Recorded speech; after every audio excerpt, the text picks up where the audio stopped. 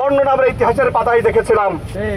দুঃখজনক বাস্তবতা হলো 2000 ছাত্র জনতার জীবনের বিনিময়ে 30,000 বঙ্গুত্ব বরণ করার পরেও আমরা যেই বাংলাদেশ প্রত্যাশা করেছিলাম সেই বাংলাদেশে এরকম নৃশংস হত্যা আমরা দেখতে চাইনি।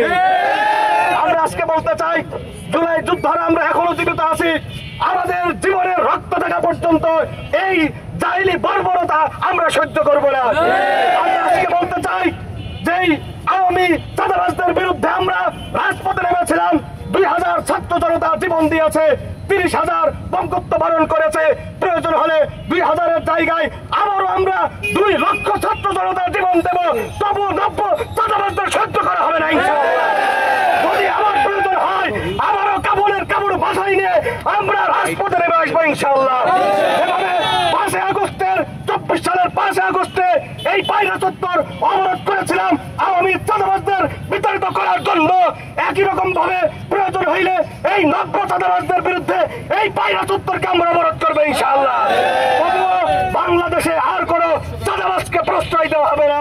অতএব আজকে থেকে কঠিন ভাবে বলতে চাই, আমাদের রক্ত দিতে আমরা শিখে গেছি। আমাদের সহযোদ্ধারা সহপাঠীরা জীবন দিয়েছে, আমরা বেঁচে আছি, আমরা জীবন দেওয়ার জন্য প্রস্তুত আছি। অতএব যারা চাঁদাবাজি সন্ত্রাসী করছেন, আপনাদের শেষ ওয়ার্নিং দিয়ে বলতে চাই, যদি আপনাদের জীবনের মায়া থাকে ভালো হয়ে যান, আর যদি ভালো না হন তাহলে আপনাদের ভালো করতে আমরা বাধ্য হবো ইনশাআল্লাহ।